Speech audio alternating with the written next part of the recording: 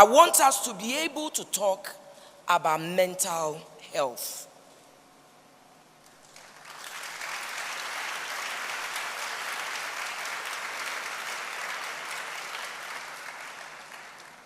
That we can seek help.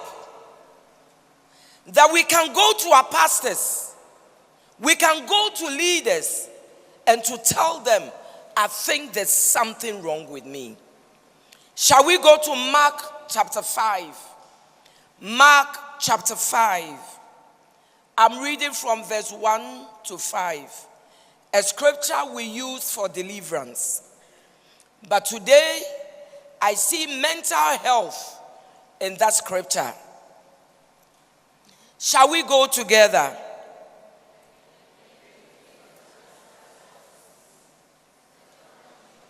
Please. Read like people that we have paid school fees on. People that are in school. You are reading like royal ladies. I'm not a royal ladies. Please don't tell them. Read like WMG. 1, go. Then they came to the other side.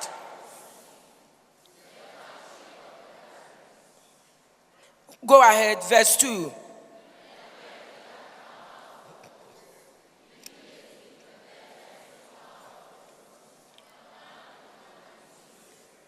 Who had his dwelling among the tomb, verse 3. Verse 4.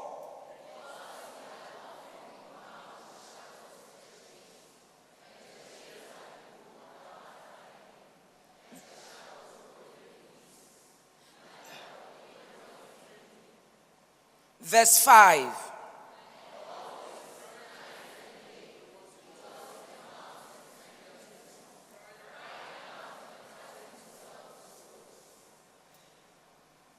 This will not be your story after come 2023. I can see it coming. I see your miracles coming. I see your breakthroughs coming. I see your elevation coming. I see your next level coming. I see you enter into parliament. I see you enter into the White House. I see it. I see it. Yes. I see it. Yes. I see it. Jesus. And you are unstoppable. Yes. Nothing will stop you. Jesus. Not mental health will Yes. stop you. I am telling you today, Jesus. I can see your breakthroughs coming. Yes. I can see your elevation coming. It is coming. I can see your tomorrow. It is coming. I can see your tomorrow. Yes. I can see your He greatness. will If you believe it, I want you to shout. Yes. He will accomplish it. He will accomplish it. He will accomplish it. We see this man suffering symptoms of what we now know as mental health disorder or mental health. Mental health comes in different forms. Stress, depression, bipolar anxiety, bipolar disorder, anxiety disorder, insomnia, PTSD, post-traumatic stress disorder, suicidal thoughts, and others that you will hear after me. The symptoms of the man. Verse 3, dwelling among tombs. Dwelling among tombs. Dwelling among tombs. It means that he has separated himself and didn't want to socialize. He has separated himself. He didn't want to socialize. A Anytime you don't want to go among people, anytime you don't want to come to church anymore, anytime you don't want to go to school anymore, anytime you don't want to go for lectures anymore, anytime you don't feel like coming to WMG camp, my darling, it means that you are dwelling among tombs.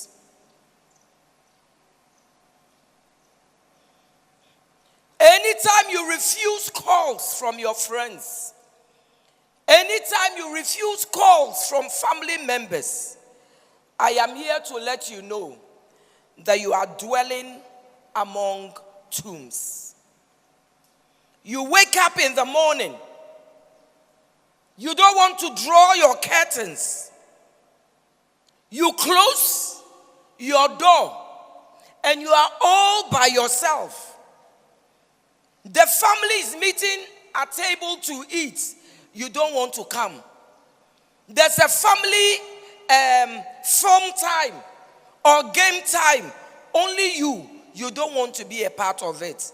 My darling, you are dwelling among tombs. Verse 5. Night and day, he will be crying out.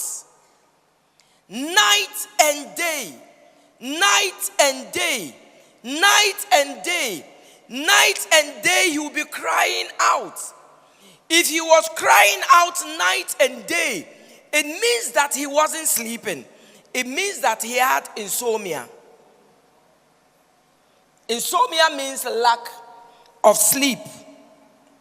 My darling, anytime you are not sleeping, anytime you don't sleep, for days, you want to sleep but you can't sleep. Or you are oversleeping.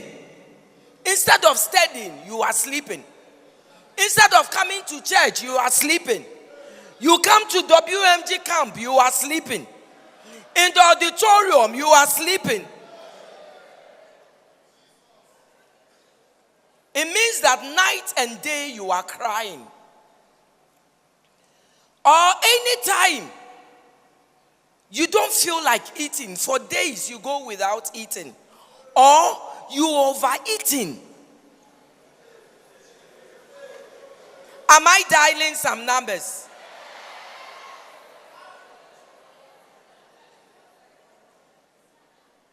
You are eating and eating and eating. It means that there's something wrong. You need help. Still in verse 5, he was cutting himself. Cutting himself. He was giving to himself self-harm. Suicidal thoughts. Suicidal voices. You start hearing voices. Go to Commonwealth Hall. 3rd floor. Jump. Go to Katanga Hall. Jump. Cutting himself. You take a sharp object and you are cutting yourself. And for you, cutting yourself brings you some satisfaction. Harming yourself. You start being alcoholic. Start with a glass. 2 glasses. 1 bottle. 2 bottles. I am a bit of old school. I don't know the current alcoholic drinks that are around. Please mention them.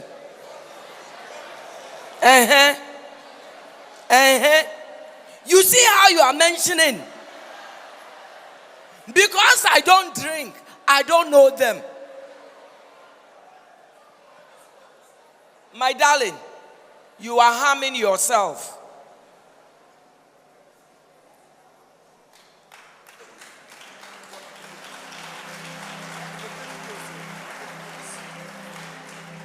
Anytime you are lured by friends to taste drugs, pills. I was coming there. Drugs, Panadol, shisha.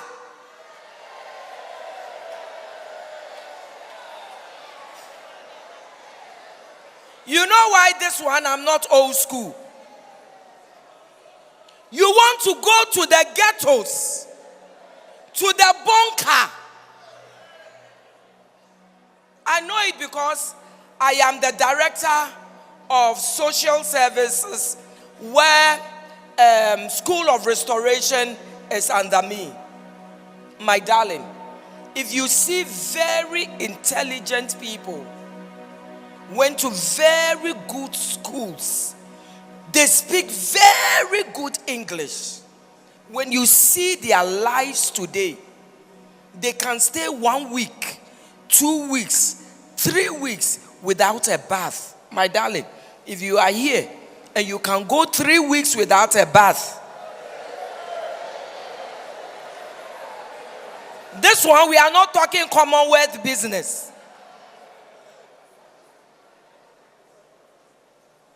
It means that you are harming yourself. If you have the opportunity, I would want you to visit us at School of Restoration every Thursday. My darling, when you see them, you would never want to go close to drugs. And you know why they continue to do and do and do. I hear the very first time they taste, the very first time they go and take 2, 3, 4 tablets of Panadol, they enter into some realm. Tramadol, that's the word. Tramadol. Panadol is paracetamol. No, they also take that one. Tramadol. Yes, they take both. They overtake it. You finish your work. The expert is here. Okay. The expert is here. My darling, anything that you take in excess, even paracetamol, you have headache, you take 2. And for some reason, you have some feeling. Then at a time you tell yourself, the 2 is not enough, let me take 4. Then you tell yourself, let me take 6, let me take 8, let me take 10, let me take 12. My darling, it's drug abuse. And the reason why they can't stop, I hear the very first time they take it, they enter into some realm, into some world. And I hear that feeling is nicer than getting orgasm.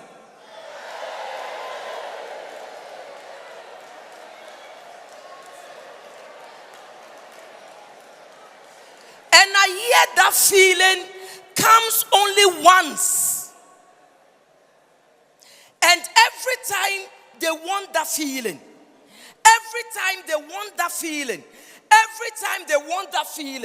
and that is what keeps them getting hooked. My darling, don't even start. Tell somebody, don't even start.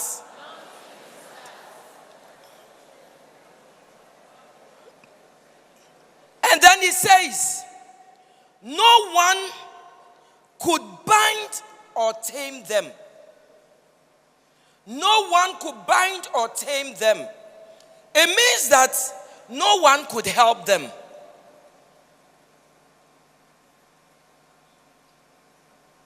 At 5 a.m. this morning, as though the lady knew what was going to be treated this morning, sent me an SOS message and said, Mommy, I am a single mother and I need help.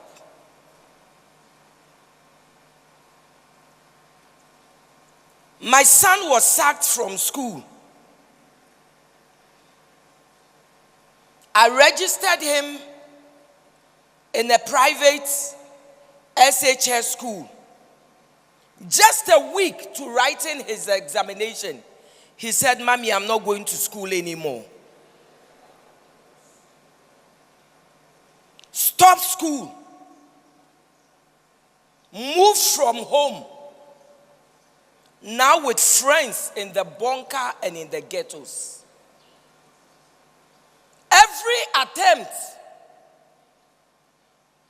to bring him back on course has failed.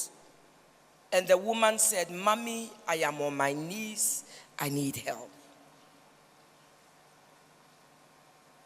My darling, when you get to a place where you don't want to seek help anymore, you don't want to talk to anybody about what you are going through, I want you to know that you are there with that man in your tomb.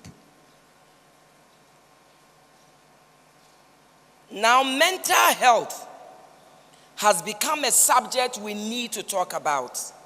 Within Royal House, it's not just about drugs, about stress, about depression, about people hearing voices. This morning, sharing the microphone with me is Dr. Seth Asafo.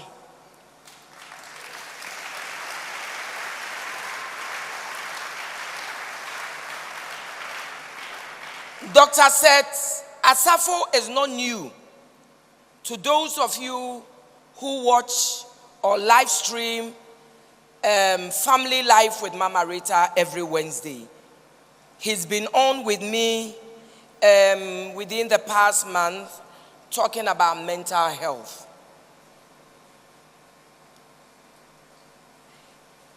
He's an experienced clinical psychologist with University of Ghana Medical School and other private organizations. He's also with Kolebu Teaching Hospital. His area of specialization are mental health in children, adolescents, and adults, anxiety, depression, stress, addiction, self-esteem, productivity, relationship therapy, developmental disorder, emotional intelligence, among others. WMG Camp 2023. Pleasure is mine to welcome. Can we dance? Can I show you a dance? Are you ready? Dr. Asafo is an experienced clinical psychologist with a master's and doctorate degree from Stellenbosch University in South Africa and University of Ghana, respectively. His areas of specialization include mental health in children and adolescents, stress, anxiety, depression, relationship therapy, amongst others. Dr. Asafo is a lecturer at Accra College of Medicine, University of Ghana Medical School, and Central University College. He is also a counselor at Academic City College and Ghana International School.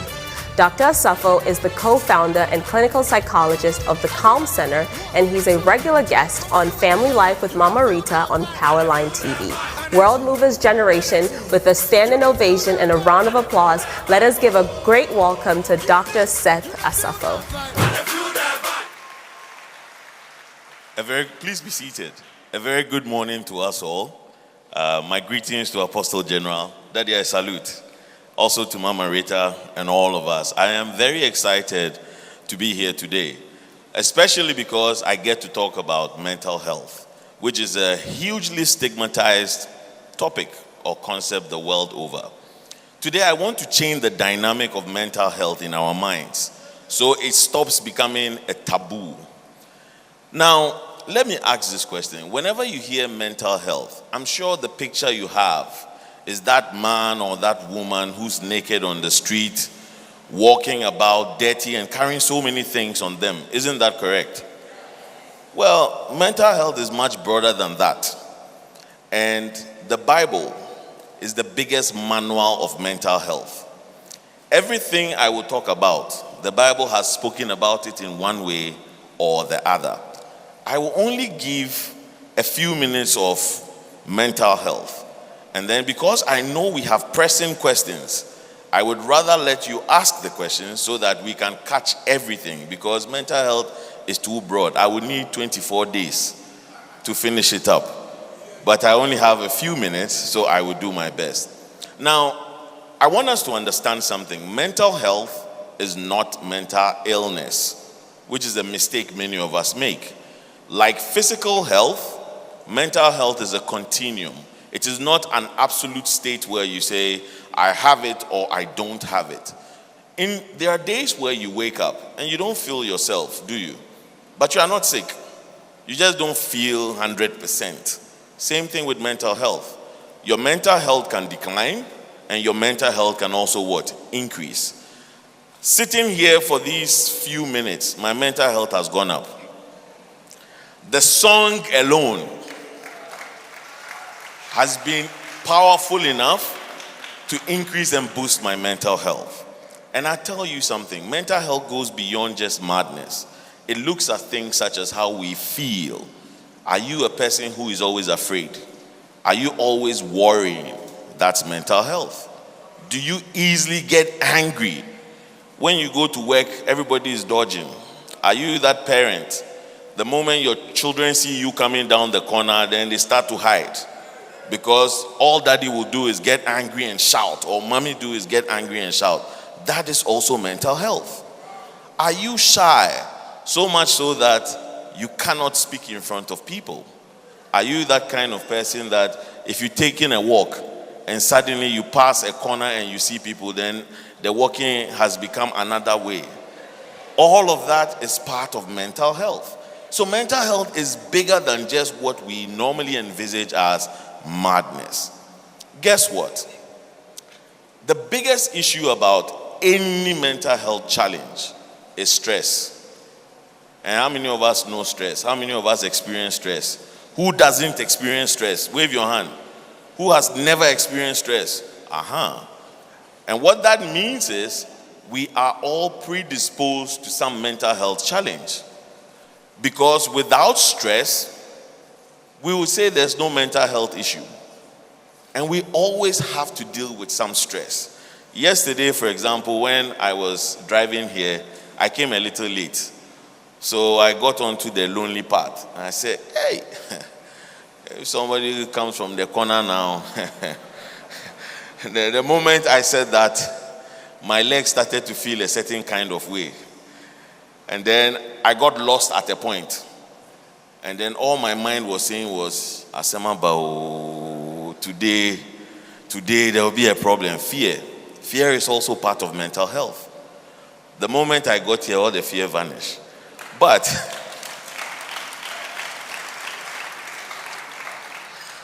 it is necessary for us to understand so that we can work our way through it.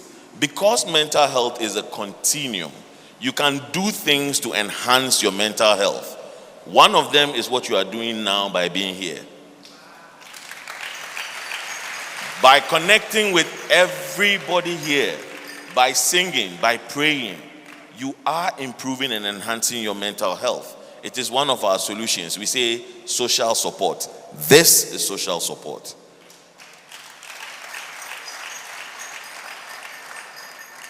So, most of the time, when I am asked to speak about mental health, then people will say, hey, abodan for Dr. Fuemaba. Well, guess what?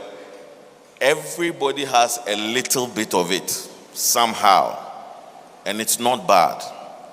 It allows us to take stock or become aware of ourselves. If I am always screaming at others, and I think it's their fault, without knowing or noticing what part I'm playing, I am not seeing the whole picture. And perspective seems to be everything when it comes to mental health. So Mommy talked about a lot of things. She talked about things like, did you know that your appetite could tell us about your mental health? Yes, whether you're not eating or whether you are eating a little too much. There's an interesting thing that seems to happen within our body every time we're going through stressful events. And in this instance, I'm even going to explain stressful events in positive things. So that transition from becoming a single a single person to a parent can be stressful. It is new to you. We have had many men who have crumbled and not know because their wife recently had a child. And because they had to wake up several times in the night, they were taking a hit without knowing. And they were translating that or displacing it in anger. Some of us too will not say it, but all the attention has left. And the attention is on the baby, and we are feeling left out. We are feeling lonely. But guess how we deal with it? Anger. So what we do is we just box on. And these are all very significant concepts. Your sleep will always be impacted if you're having a mental health decline. And it's either you are sleeping a little too little or too much. Let me give you a scenario. Every time you go through any kind of change, your brain, for those of you who do computer science, you see the way you code in zeros and ones. It's the same way the brain also codes. It codes in negative and positive. It does not do well with middle grounds. So if it doesn't understand, how does it say it? Negative. And it says you are in danger. So it activates the body's response for danger. Now, it is in that activation that many people's mental health decline, because you can be in a state of danger for months to years in your mind. Not because it is true, but because your mind pictures it that way.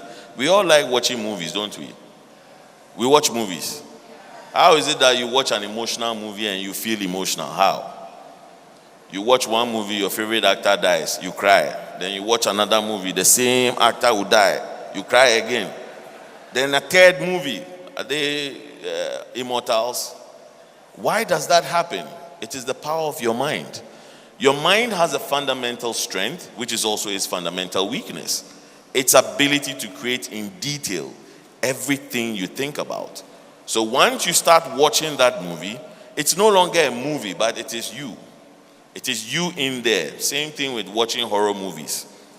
The movie was in a studio, but you are feeling the fear. In fact, during that time, even if small wind goes by and your curtain moves, you jump. But the reality is, everything is still embedded where? In the mind. Half the time, our greatest worries are about the things that we think about, not because they are actual problems.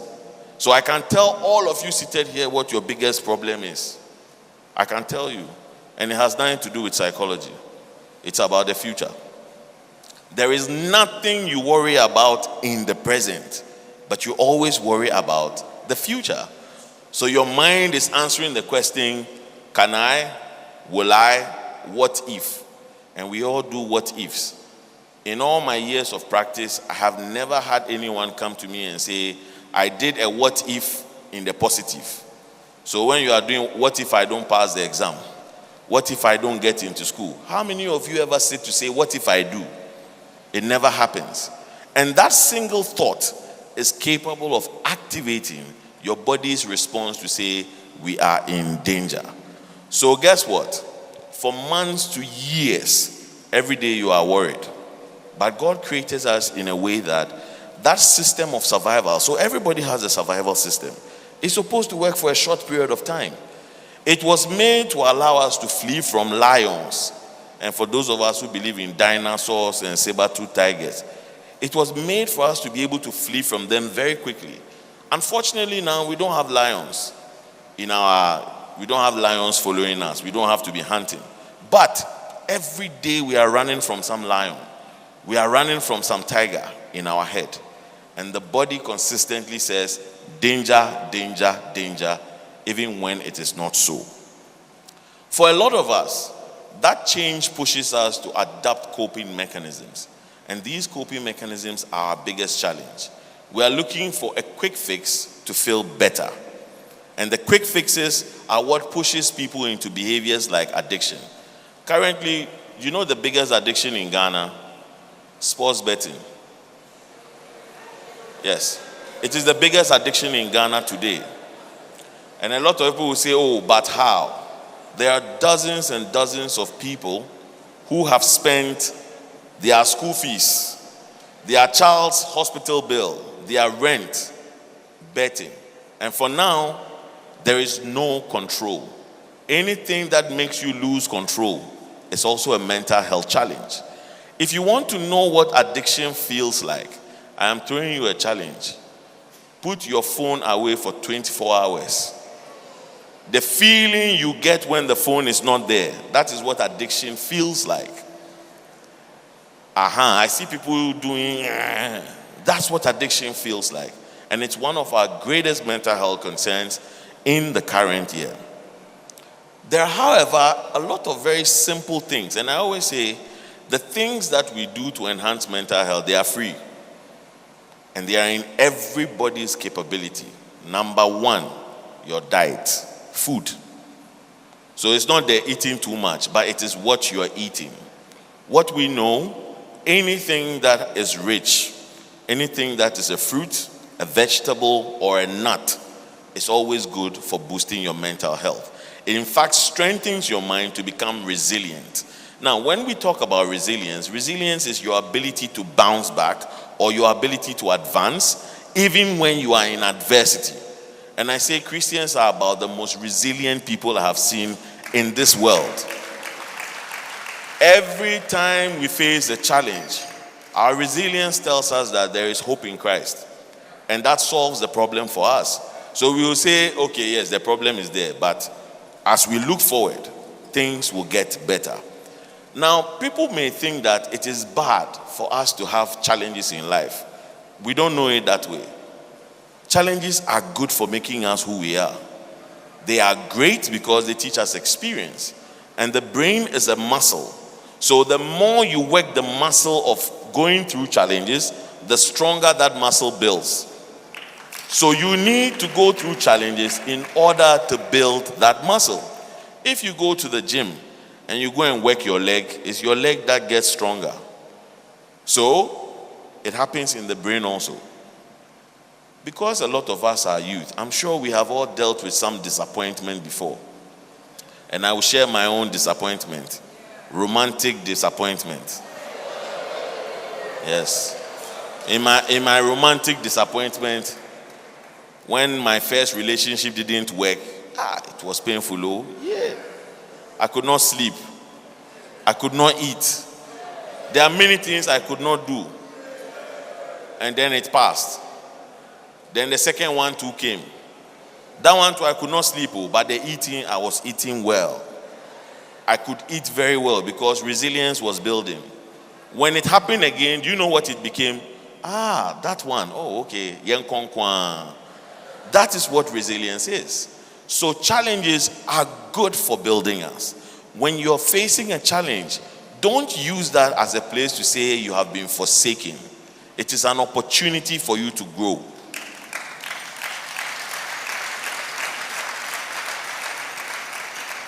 Challenges are an opportunity for you to grow. So you're looking at your diet as the first one. The second one, which is also free, is your sleep. How many of us are able to sleep 8 hours? Just 8 hours? Okay, not many. Well, let me explain something to you. The less you sleep, okay, the earlier you are moving towards your grave. The less you sleep, you are taking quicker steps towards the grave. And this is a fact. There are many things that happen as we sleep. Many of us perhaps are unaware.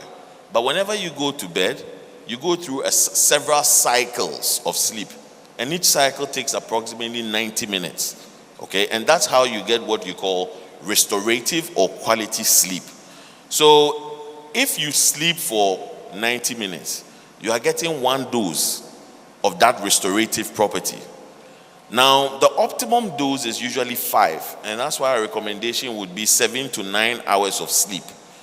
If you get people consistently interrupting your sleep, you can sleep 24 hours, but you wake up more tired. How many of us feel that way? is because your sleep is consistently being interrupted. And for a lot of us today, the thing that interrupts our sleep the most is what? The mobile phone. In fact, the first thing you do when you wake up, even in the night to pee, is to check if somebody has sent you a message. What are you looking for? What message are you looking for that you can't wait till the evening?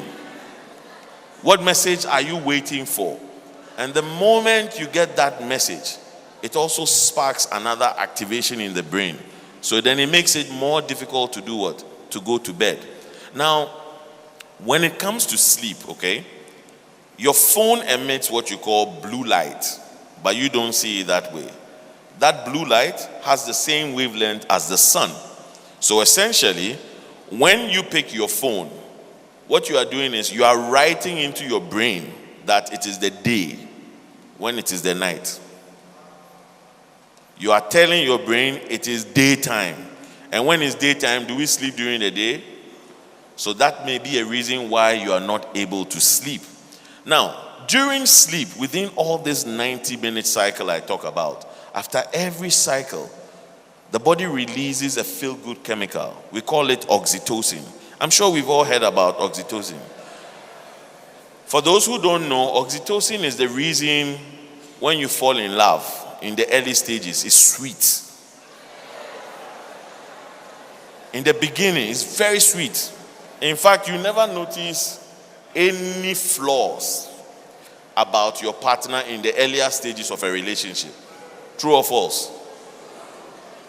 Then after some time, when oxytocin is finished, then you start to see, this guy, I think his head is big. I think she's too tall. I think she will beat me. It starts to come to your mind because in the beginning, you are in such a great mood that the aura of positivity is all that spreads. Now think about that positivity. Think about that feeling of a new relationship. And remember that you can renew it every morning if you're getting quality sleep. And that goes directly to boost your mood. It goes to boost your brain. Now, for us human beings, we use our forehead.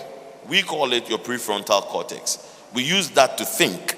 We use that to analyze things. We use that in planning. Did you know that every time you started to worry, this part of your brain goes off? Do you know that? It goes to bed. And you know what takes over? Some small device at the back of your head. We call that the amygdala. So you see, in any moment where something passes over your shoe, you jump back and you look at it and you realize it's your shoelace. That's your amygdala. That is how people make impulsive decisions. So when you start to worry, when you are not in the best mood because you are not getting enough oxytocin, it also affects the way that you think. Now we say that a positive mood means you can be productive in every dimension of life. If I feel positive, I can walk to wherever I want to go and say, I am here to change something. But when I have a less positive mood, I'm engulfed by fear. So even before I start, I'm telling myself, will it work? Hey, will it work? We all fast and pray, don't we? How many of us notice that when we are actually fasting and praying, we do something a lot more than fasting and praying? Looking at the clock. When you are fasting and praying, you tend to look at the clock a lot. And you know why you do that? Because your brain is saying, hey, 12 hours. Hey, 8 days. And yet you would have gone days without eating and not even notice it. Because once you bring it into awareness and you process it, your brain starts to say, can I do it? But you make a mistake when you use the resources of today to measure your future. You cannot do that. If you look at where you are today and you tend to use that to solve problems for yourself in the future, you are always going to feel that you are incapable. So sleep is very important. For a lot of us, the youth, we might not also know. Most of us, before we write any kind of examination, we will first sleep wake up, learn, and go and write. That's what we normally do, isn't it? Do you notice that sometimes when you have done the chewing, you go and sit down, one word confuses you, then you are stuck? Do you know why that happens? The only time the brain consolidates or holds onto what you have studied is during sleep. So the sequence should be study, sleep, and write the exam, not the other way around of what we have been doing. Let me hear you say, we will change. Will we change? Very good. And I go on to the third one, which is free exercise. How many of us have an active exercise routine? God bless you. For those of us who don't, you have to. I always say that don't follow other people to exercise. If you want to actually exercise, do something you love. So I can say that about half of us, we have paid for the gym. We went 2 times and that was it. Oh, so I'm right. Yes. We paid for the gym, went 2 times, and then we stopped. And we have continued in that way. Why? Because it is not something we enjoy. We are doing it out of fear. Anything you do out of fear does not give you the best rewards. And all of that is tied to your mental health. For an acceptance, you must be in a state of calm. Exercising allows you time to dissociate from your worries. If you want to exercise, you are jogging here and you are thinking about your problems, you fall down and break your leg. You hit your head against an electric pole. But I've already explained that majority of the things that bother us the most when it comes to mental health are about our thoughts. So when you're exercising, it gives you an opportunity to shut off your mind. When you are in the house of God, when the music is going on and so powerful and you are getting goosebumps, how many of you are still thinking about your problems? How many of us? Because you are present. You stay in the present and your mind is not what? Wandering. So sleep, diet, exercise. These ones are free. The rest, if you want it, you come, you pay for it. But guess what? These 3 are sufficient. They are sufficient to ensure that your mental health does not take a hit. As a mental health professional, we are moving away from curative medicine to preventive. So we want to ensure that you do not get here. Look at all these things I've talked about when it comes to mental health.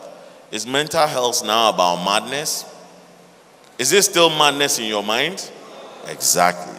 So mental health is much broader than we think. Mama Rita talked about many different diagnoses. I don't want to get into all of them. But I'm sure that as people ask questions, I'll be able to give you more perspective. So remember to exercise. Remember your diet, fruits, vegetables, nuts, and fish rich in omega-3. And try as much as possible to have sleep for at least 7 to 8 hours every night. God bless you.